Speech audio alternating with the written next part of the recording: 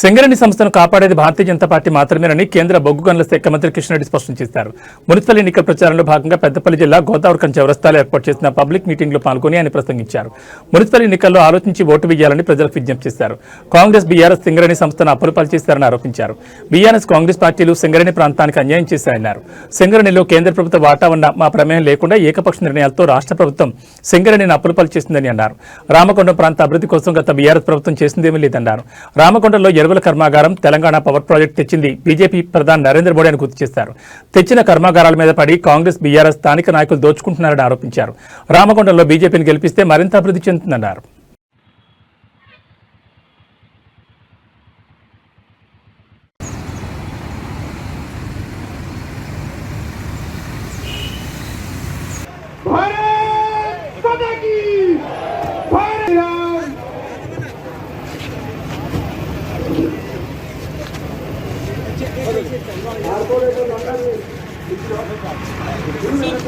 Corporator పోటీ చేసే వాళ్ళందరూ వేదికరించారమ్మా. జై శ్రీరామ్, జై శ్రీరామ్. కార్పొరేట్ అభ్యర్థులందరూ అందరూ పైకి రండి. ఇవాళ కేంద్ర మంత్రి వారు పెద్దలు మాన్య శ్రీ కిషన్ రెడ్డి గారు మనం వచ్చిన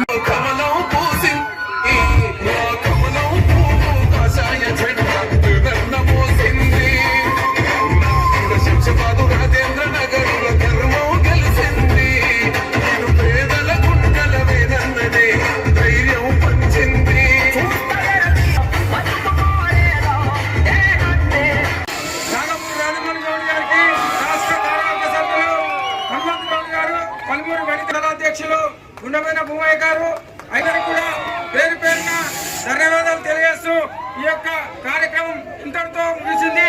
అయితే అభ్యర్థుల యొక్క పరిచయ కార్యక్రమం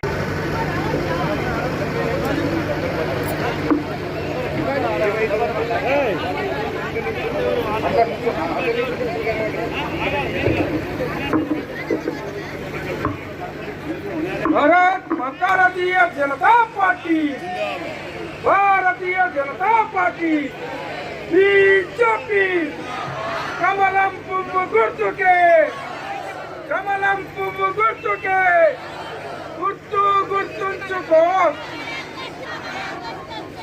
భారత్ మాతా కీ, భారత్ మాతా కీ. జై శ్రీరామ్, జై శ్రీరామ్.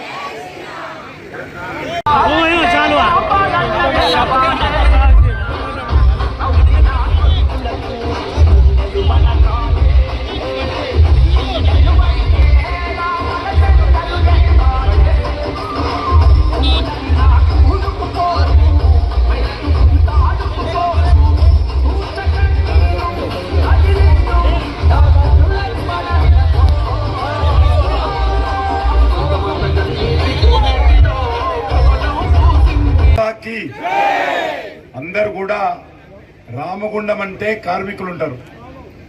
మనము మన రక్తాన్ని చెమటగా మార్చి ఈరోజు ఈ ప్రాంతంలో కష్టపడేటువంటి కార్మికులు మనమందరం. కాబట్టి రెండు చేతులు ఎత్తాలి అమ్మవాళ్ళు, అక్కలు, చెల్లెలు అందరూ కూడా భారత్. కొంతమంది ఎత్తలేరు, ఇంకా పిడికిలు బిగించాలా. కాంగ్రెస్ పార్టీ మీద పటపటపట పళ్ళు కొరుకుతూ పిడికిలి. భారత్ మాతాకి. కమలం పువ్వు గుర్తుకే, కమలం పువ్వు గుర్తుకే. నరేంద్ర మోడీ గారి నాయకత్వం కోసం నేను ఇక్కడికి వచ్చాను.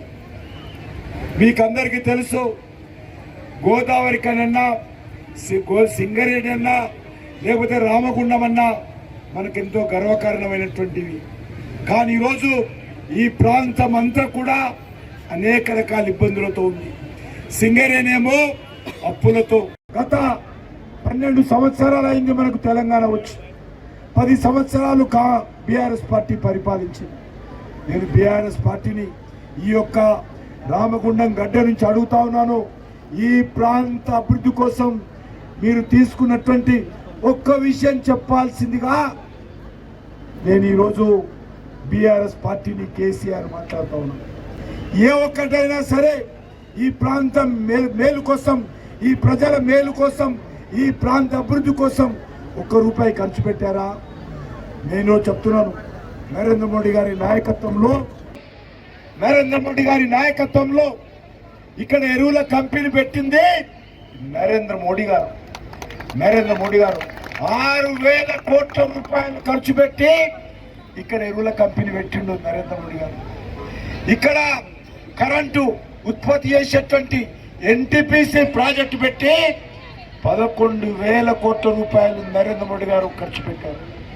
ఈ ప్రాంతంలో ఉపాధి రావాలి, ఈ ప్రాంతం అభివృద్ధి జరగాలి, రామగుండము మరి కలకలలాడాలి, ఇక్కడ ప్రజలు సంతోషంగా ఉండాలి అనేటువంటి ఆలోచనతో నరేంద్ర మోడీ గారు కంపెనీలు పెడితే ఆ కంపెనీ మీద పడి బీఆర్ఎస్ నాయకులు, కాంగ్రెస్ పార్టీ నాయకులు నాకు బూడిద కాంట్రాక్ట్ ఇస్తావా, ట్రైన్ కాంట్రాక్ట్ ఇస్తావా, లారీల కాంట్రాక్ట్ ఇస్తావా, అమాలీల కాంట్రాక్ట్ ఇస్తావా అని చెప్పి ఈ పార్టీ నాయకులు నరేంద్ర మోడీ గారు పెట్టినటువంటి పరిశ్రమల మీద పడి దోచుకుంటున్నారని సందర్భంగా పనిచేస్తున్నాను. మన సింగరేణి కంపెనీకి బీఆర్ఎస్ చేసిన పాపం కారణంగా, కాంగ్రెస్ పార్టీ చేసిన పాపం కారణంగా 51,000 కోట్ల రూపాయలు ఈ ప్రభుత్వము మన కార్మికులకు ఇవ్వాలి, మన సింగరేణికి ఇవ్వాలి, మన ప్రాంతానికి ఇవ్వాలి. ఈరోజు సింగరేణి పరిస్థితి ముందు నుయ్యి వెనుక గొయ్యిగా మారిపోయింది. సింగరేణి భవిష్యత్తు ఏమవుతుందో ఎవరికి తెలియని పరిస్థితిలో ఉన్నది. సింగరేణిని గతంలో కేసీఆర్ కుటుంబము, ఈరోజు కాంగ్రెస్ పార్టీ మంత్రులు దోచుకుంటున్నారు.